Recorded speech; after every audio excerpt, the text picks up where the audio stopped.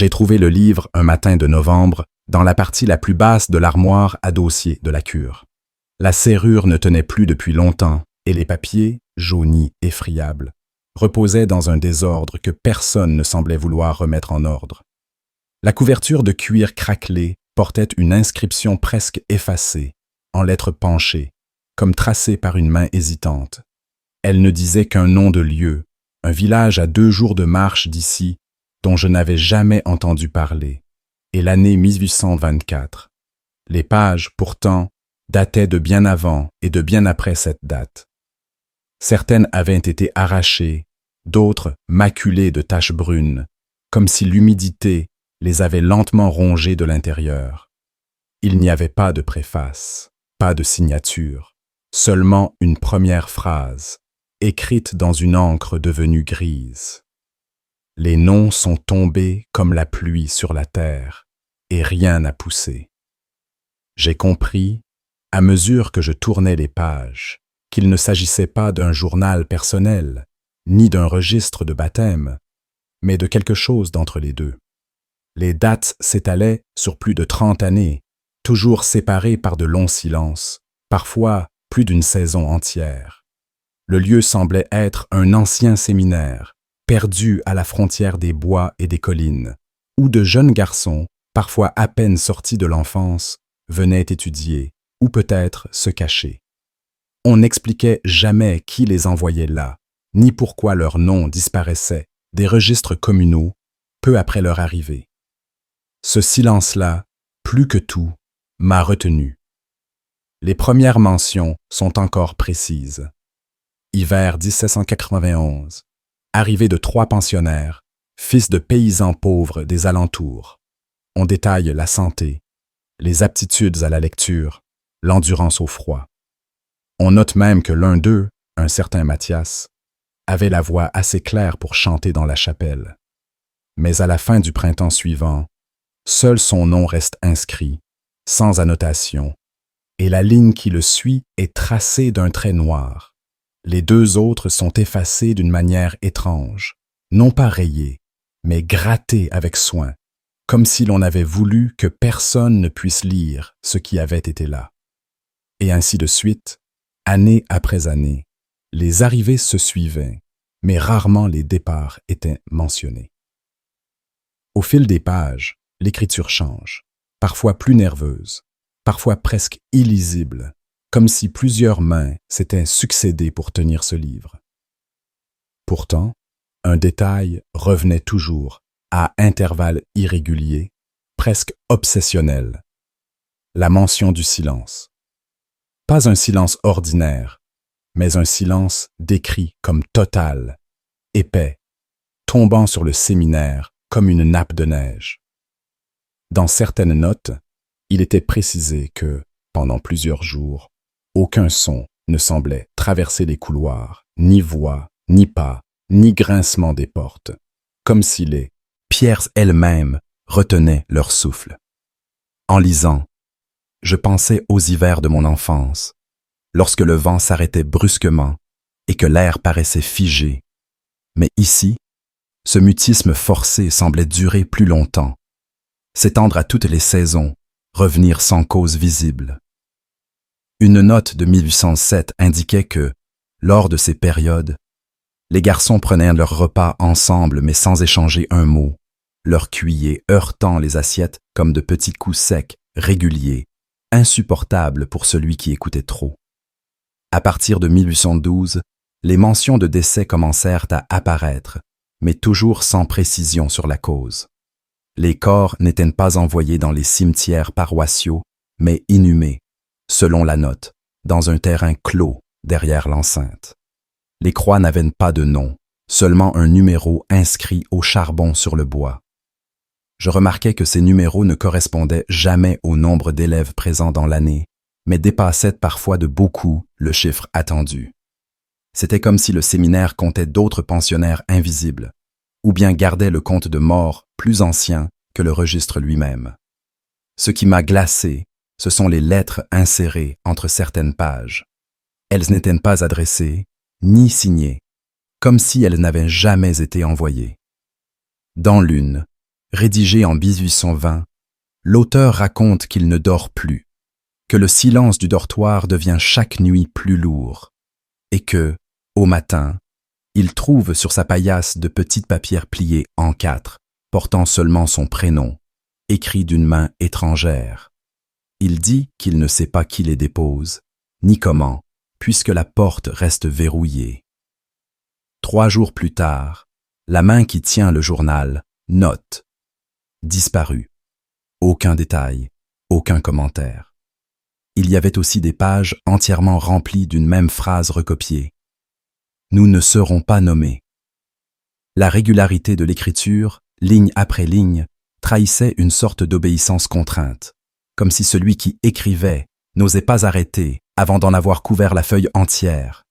Dans certains cas, l'encre avait bavé, laissant penser que la main avait tremblé ou que des larmes étaient tombées sur le papier encore frais. Les rares mentions du prieur, qui dirigeait le lieu, étaient brèves et impersonnelles. On le disait âgé, d'une santé inébranlable malgré les hivers rigoureux, et toujours vêtu de la même soutane noire aux manches élimées.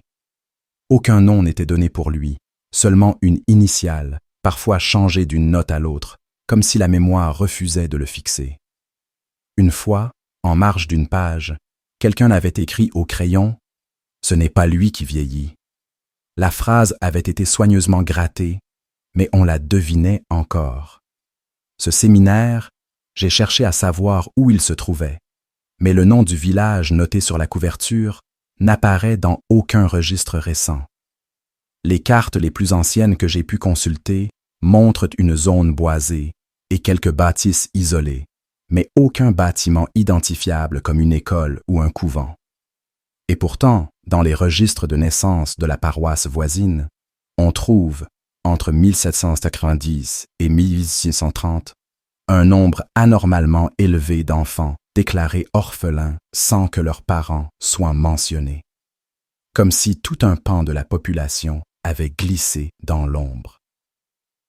Plus j'avançais dans ma lecture, plus je sentais que le livre avait été conçu pour survivre à ceux qui l'avaient écrit. Certaines pages étaient renforcées par un parchemin fin, d'autres protégées par des feuilles de tissu. La dernière partie du registre, couvrant les années 1834 à 1841, n'avait presque plus de date précise, seulement des notations météorologiques, des descriptions brèves des repas, et la mention de plus en plus fréquente de ce silence. Il y avait, par endroits, des listes de prénoms alignés sans autre indication, parfois barrés d'un seul trait horizontal, parfois laissés intacts, mais suivis d'un point à l'encre rouge. J'ai refermé le livre en fin d'après-midi, les yeux brouillés par la lumière qui tombait, mais quelque chose m'a poussé à le rouvrir presque aussitôt. À la toute dernière page, au dos de la couverture, un texte court avait été écrit à la verticale, comme pour échapper à la lecture.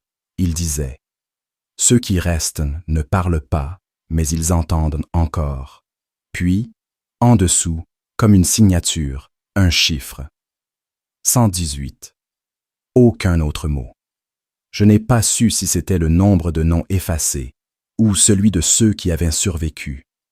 Mais depuis, la nuit, quand le vent s'arrête et que ma maison devient aussi muette que le séminaire l'était, il me semble parfois entendre, derrière le mur, le froissement sec d'une page que l'on tourne. Les jours suivants, je ne parvins pas à penser à autre chose. Le registre demeurait sur ma table, fermé, mais je ne pouvais m'empêcher de le toucher du bout des doigts chaque fois que je passais près. J'avais la sensation qu'il dégageait une chaleur sourde, comme si le cuir, longtemps tenu par d'autres mains, avait gardé quelque chose d'elle. Finalement, au 3e soir, je l'ouvris de nouveau, non pour relire, mais pour sentir s'il m'avait échappé un détail. Et j'en trouvais un, presque invisible. Entre 2 pages épaisses, un minuscule fragment de papier, plié en 2, glissé comme un signet. Ce fragment portait seulement 3 mots. Salle du Nord. L'écriture n'était pas celle du registre, plus nerveuse, plus pressée. rien d'autre. J'ignorais si cette salle existait encore, si tant est que le séminaire lui-même n'avait pas été rasé depuis des décennies. Pourtant, cette simple mention suffisait à donner au lieu une réalité physique, presque tangible. La salle du Nord. Je l'imaginais froide, au plafond bas, peut-être lambrissée de bois sombre, avec une unique fenêtre donnant sur les collines. J'entrepris, par pure obstination, de retrouver toute trace de ce bâtiment. Les habitants du bourg voisin, interrogés à demi-mot, semblaient soit ignorer tout à fait le nom du séminaire, soit feindre de ne pas le connaître. Certains détournaient le regard, d'autres prenaient un ton vague, comme s'ils cherchaient à me décourager sans me contredire directement. Une vieille femme, assise devant sa maison, me dit seulement que les bois au nord n'étaient pas sûrs, que la terre y buvait plus vite l'eau de pluie qu'ailleurs, et que rien n'y repoussait après. Elle ne mentionna pas de bâtiment, mais je sentis qu'elle savait. Le 4e jour, je trouvais, dans les archives départementales, un plan daté de 1694, représentant une enceinte rectangulaire, flanquée de 2 ailes inégales et d'une chapelle au centre. Les pièces n'étaient pas nommées, sauf une, à l'angle nord-est, salle du Nord. Elle paraissait minuscule comparée au dortoir et au réfectoire, presque comme une cellule. Le plan indiquait aussi un accès par l'extérieur, via une porte donnant sur un couloir étroit longeant le mur de l'enceinte. Rien d'autre. Je passais une semaine à tenter de relier ce plan à une carte actuelle. Finalement, un alignement d'arbres desséchés sur une photographie ancienne m'offrit un indice. Il correspondait à une haie figurée sur le plan, à proximité de la salle du Nord. Les arbres n'existaient plus, mais leurs traces sur le sol, une bande d'herbe plus pâle, demeurait visible sur des clichés pris depuis la colline voisine. Je décidai d'y aller. Le chemin menant à cet endroit était à peine marqué. La terre semblait se dérober par endroits, formant de petites cuvettes où l'eau stagnait. Plus je m'enfonçais, plus le bruit du monde s'éteignait derrière moi. Il ne restait que mes pas, le craquement des branches mortes, et parfois l'écho lointain d'un oiseau qui s'interrompait brusquement. Lorsque j'atteignis ce qui devait être l'enceinte, je ne vis d'abord qu'un alignement de pierres moussues, effondrées par endroits. Aucun bâtiment ne tenait encore debout, seulement des pans de murs, des seuils envahis d'herbe, et, au centre, les fondations rectangulaires d'une chapelle. Je fis le tour, cherchant l'angle nord-est.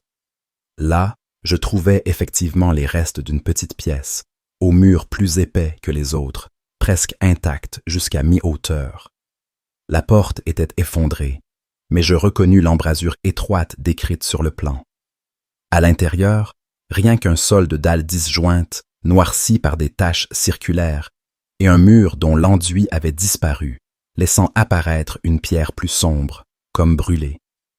En m'approchant, je vis, gravés à hauteur de poitrine, des prénoms.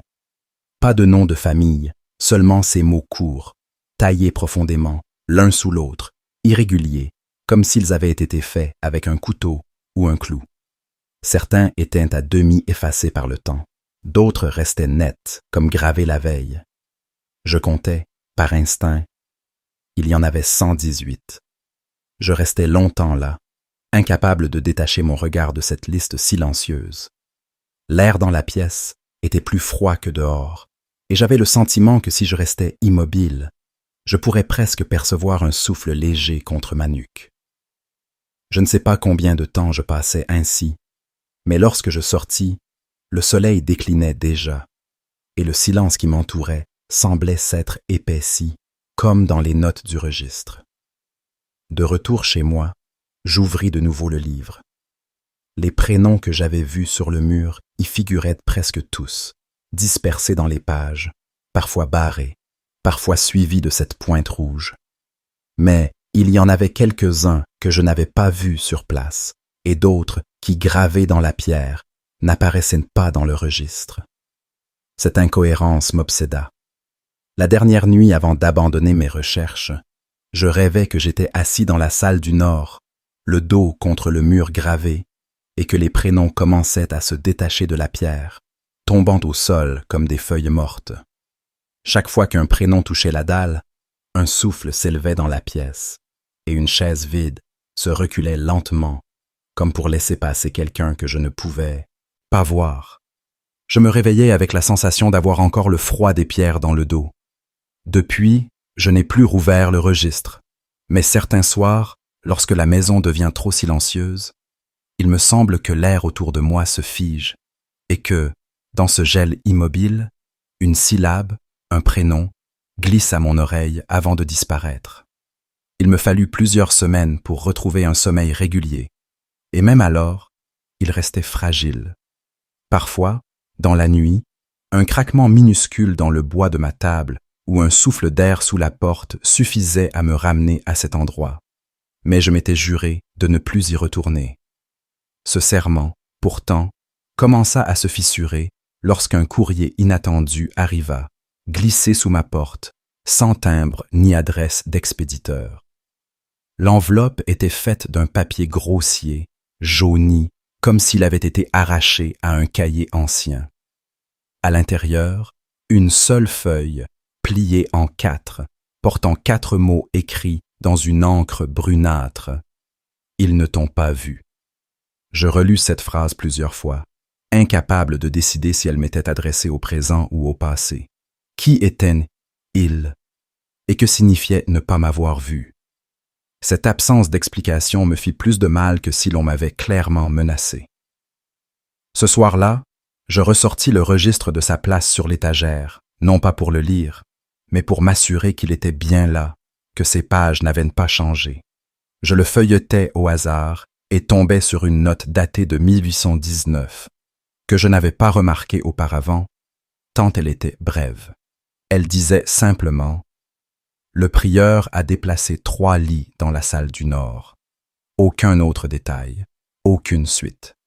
Cette mention raviva mon obsession. Je retournai aux archives, cherchant des rapports officiels qui auraient pu expliquer la disparition du séminaire.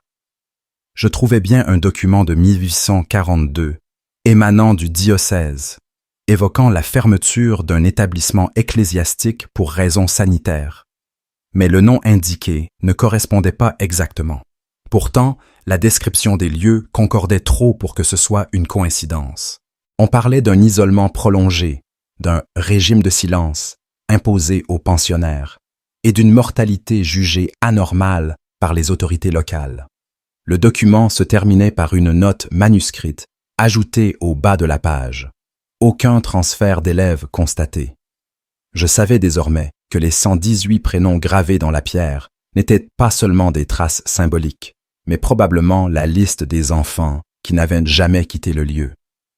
Ce constat, au lieu de calmer ma curiosité, l'aiguisait encore.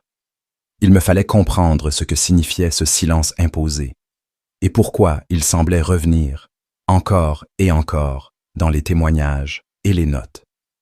Un soir, j'allumai une lampe à huile et relus toutes les occurrences du mot « silence » dans le registre. Chaque mention semblait suivre un schéma. D'abord, une période de calme croissant, puis un retrait progressif des activités ordinaires, jusqu'à ce que tout se réduise au repas pris en commun, dans une immobilité totale. Ensuite, une absence de notes pendant plusieurs jours, voire semaines. Et enfin, le retour d'annotations brèves, souvent liées à des absences inexpliquées dans la liste des élèves. Il m'apparut alors que le silence n'était pas seulement une conséquence des disparitions, mais leur prélude. Et si c'était le cas, cette habitude, si particulière, avait pu survivre ailleurs, transmise par ceux qui avaient quitté le lieu. J'eus soudain peur que le silence ne soit pas mort avec les murs du séminaire. Je me souviens précisément de la nuit où cette idée prit racine en moi. La lampe à huile était presque éteinte, la flamme tremblotait, et dans ce vacillement, la pièce sembla se contracter, comme si les murs se rapprochaient. Plus aucun bruit ne venait de l'extérieur. Même le craquement régulier des poutres avait cessé. Je me rendis compte alors que j'étais immobile depuis longtemps incapable de dire si 1 minute ou 1 heure s'était écoulée. Quand enfin je me levai, la flamme s'éteignit d'elle-même, comme soufflée, et la noirceur qui envahit la pièce fut d'une densité presque palpable. Le lendemain, je crus à un simple malaise, mais la sensation ne disparut pas. Chaque fois que je repensais à la salle du Nord, il me semblait percevoir, derrière le souvenir, une attente. Comme si quelque chose, là-bas, n'avait pas été accompli. Je décidai de retourner sur les lieux. Cette fois, j'y allais de nuit.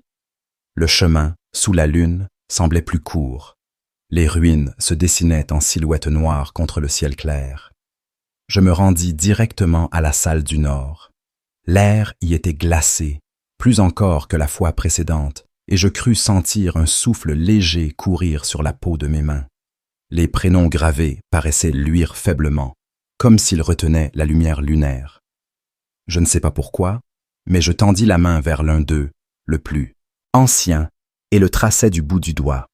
Ce fut alors que j'entendis, derrière moi, un son infime. Non pas un pas, non pas un craquement, mais le froissement discret d'un tissu qu'on déplace. Je me retournai, mais la pièce était vide. Pourtant, le silence qui suivit avait changé. Il n'était plus seulement absence de bruit. Il semblait m'inclure, m'envelopper, comme si j'avais franchi une limite. Je quittais les lieux au petit matin, incapable de me rappeler exactement le chemin du retour. Et depuis ce jour, certains soirs, sans raison, le silence revient, identique à celui du séminaire. Dans ces moments-là, j'ai peur que, cette fois, il me voie. Les jours suivants, je tentais de me convaincre que tout cela n'était qu'une suite d'impressions maladives, nourries par la fatigue et la solitude. Mais chaque effort pour m'éloigner de l'idée du séminaire me ramenait, comme par une force souterraine, à ces pierres effondrées et à cette salle du Nord dont l'air semblait encore retenir les souffles d'un autre siècle. Je finis par comprendre que je n'avais pas seulement trouvé un vieux livre. J'avais mis la main sur un fil qu'il ne fallait pas tirer. Pourtant, je tirais encore. Dans un lot de papier acheté à un brocanteur, je tombais par hasard sur un cahier mince, sans couverture, rempli d'une écriture irrégulière. Le vendeur m'assura qu'il provenait d'une maison vidée après le décès d'un prêtre, dans un village voisin. Les pages étaient datées de 1835 à 1836. On y parlait peu de religion, mais souvent de discipline et de règles imposées à des garçons que l'auteur nommait seulement les jeunes. L'écriture devenait plus nerveuse à mesure que les semaines passaient, comme si celui qui tenait ce cahier craignait d'être surpris. Une phrase revint plusieurs fois, identique. La voix est une faiblesse.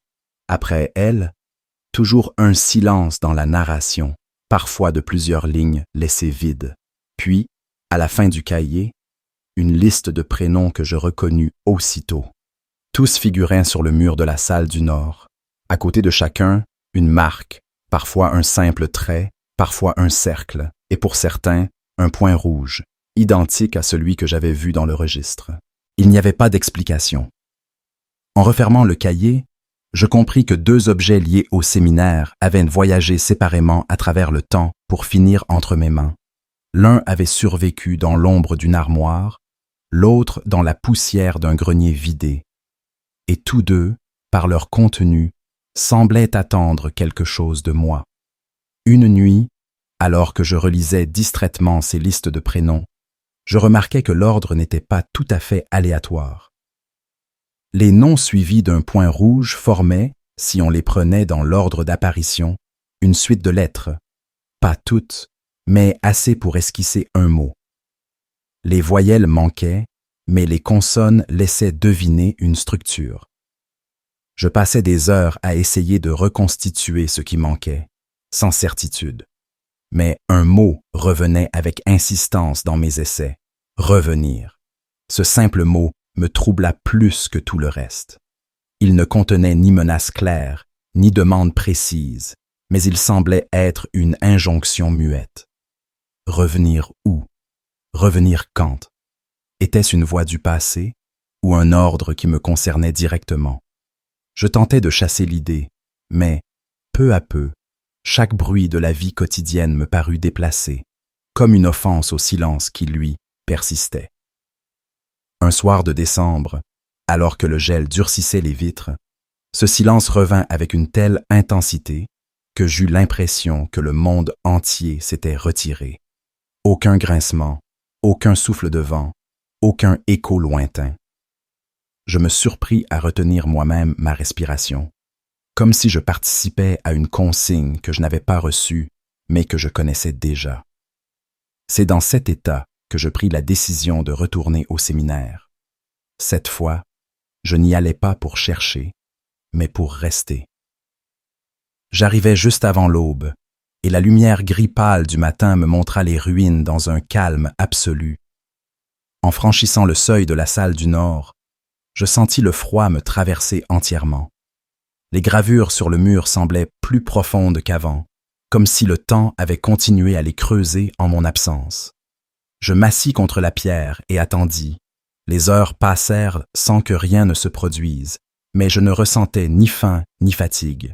C'est seulement en fin d'après-midi que je crus percevoir un changement dans l'air.